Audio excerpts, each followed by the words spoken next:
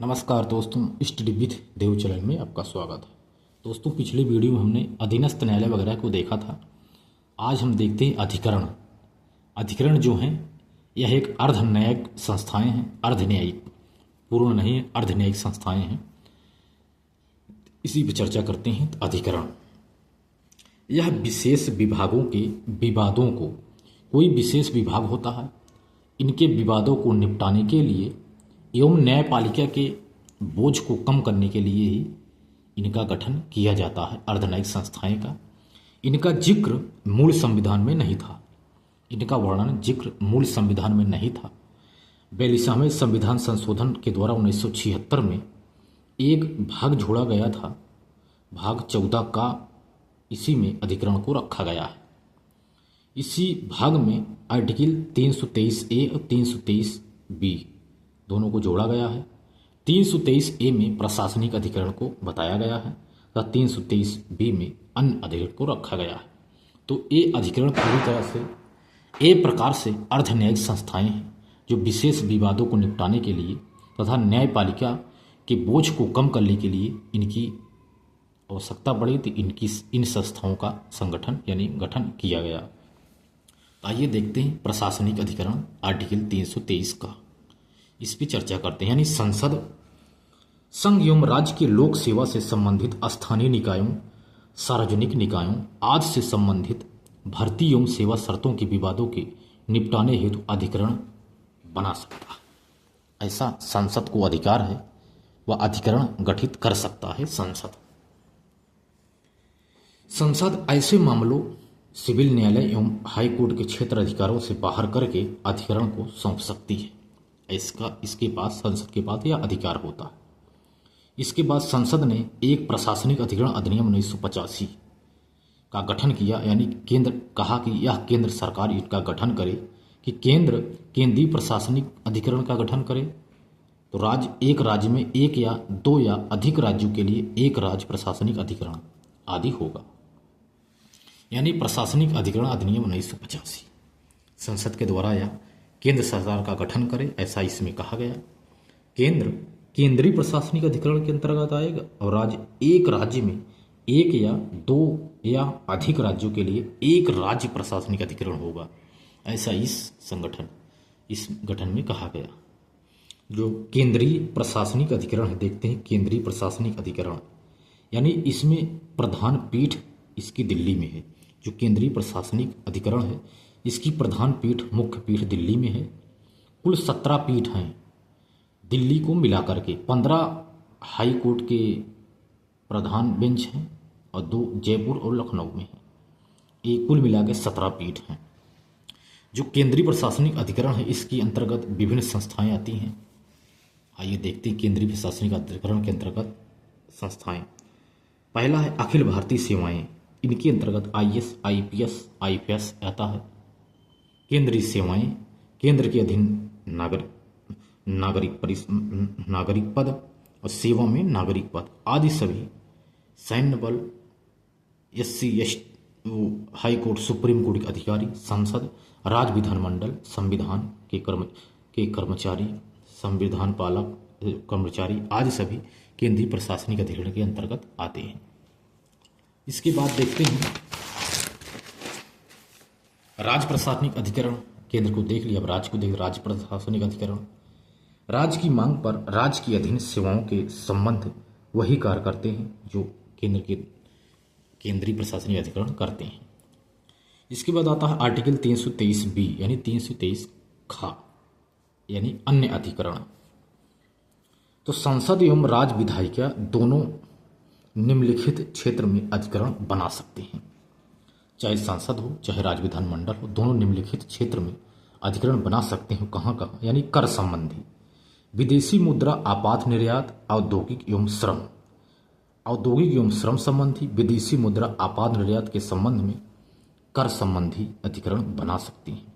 भूमि सुधार संबंधी, नगर संपत्ति अधिकतम सीमा, संसद एवं राज्य विधायिका का चुनाव आदि भूमि सुधार के अंतर्गत अधिकरण बना सकते हैं। खाद्य संबंधी, किराया एवं किराएदारी अधिकार संबंधी भी अधिकरण बना सकते हैं।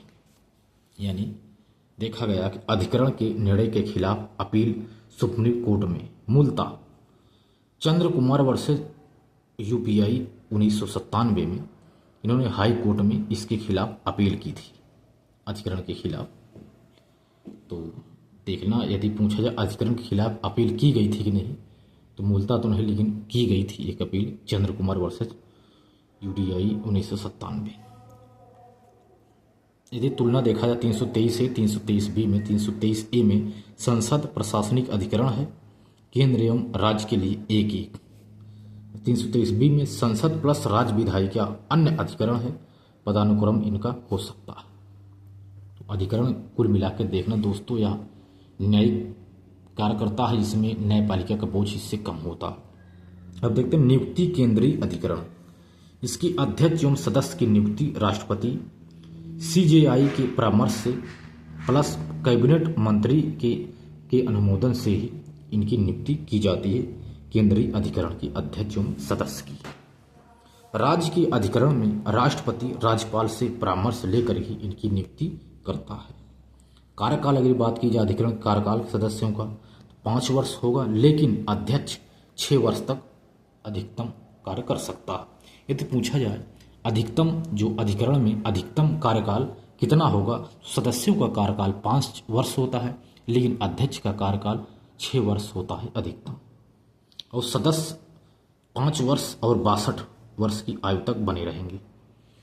सन 2017 में वित्तीय अधिनियम आया था, सन 2017 में वित्तीय अधिनियम। तो अधिकरण में नियुक्ति से संबंधित इसमें बदलाव किया गया, नियम बनाया गया, तो सुप्रीम कोर्ट ने इसे खारिज कर दिया।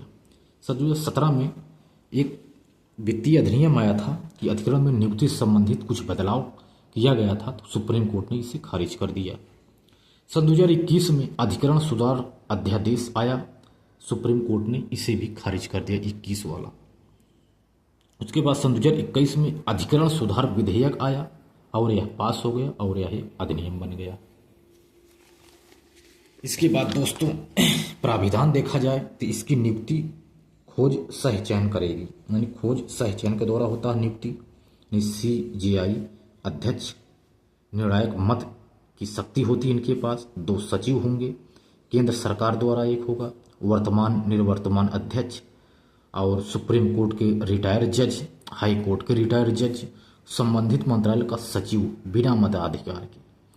यानी प्राविधान देखा जाए नियुक्ति में इसमें 5 लोग होंगे।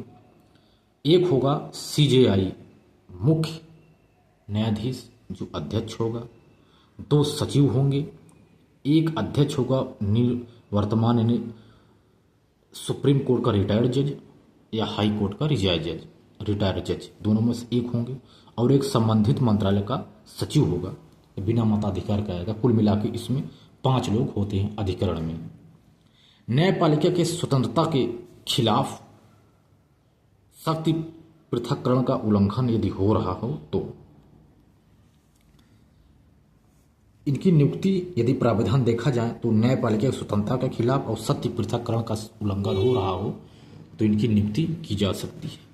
यदि आयु पे चर्चा किया जाए, आयु पे, तो इनका कार्यकाल लगभग 4 वर्ष का है।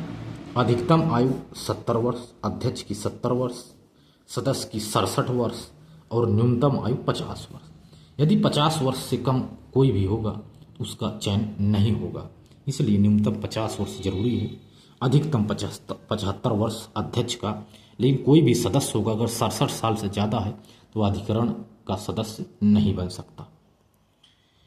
अध्यक्ष सदस्य को हटाने की सिफारिश भी खोज सह चयन करेगी, यानी लगभग 8-9 अधिकरण भंग किए जाएंगे तभी इसका चयन होगा। खोज चयन इसकी सिफारिश करती है इनको हटाने की। इस प्रकार दोस्तों अधिकरण के बारे में देखा, एक लाइन से समझे। अधिकरण ऐसी संस्थाएं हैं, एक अर्ध न्यायिक संस्था होती है जिसमें 5 होते हैं मुख्य रूप से। यह सभी संस्थाएं जो किसी विशेष प्राविधान है वो किया गया है, उस पे विवाद हो गया है तो वह विशेष विवादों का निपटारा करने के लिए तथा उच्चतम न्यायालय, चाहे उच्च न्यायालय कोई भी हो, यानी न्यायालय की बोझ को हल्का यानी कम करने के लिए, हल्का करने के लिए इन संस्थाओं का गठन किया जाता है, यानी अधिकरण का गठन किया जाता है, जिससे निपटारा जल्दी से हो जाता है तो बोझ कम भी हो जाता है।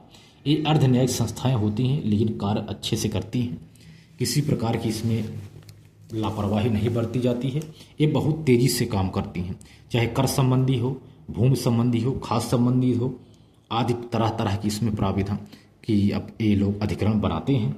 इनके खिलाफ अपील भी सुप्रीम कोर्ट में की गई थी, काफ़ी की गई थी, जो है चंद्र कुमार वर्सेज यूडीआई के नाम से।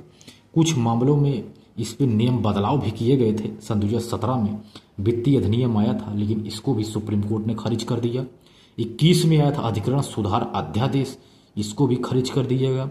फिर 21 में अधिकरण सुधार विधेयक आया, अध्यादेश तो खारिज हो गया, लेकिन विधेयक जो था उसे पास हो गया। जब पास हुआ तो यह अधिकरण विधेयक बने, अधिनियम बन गया।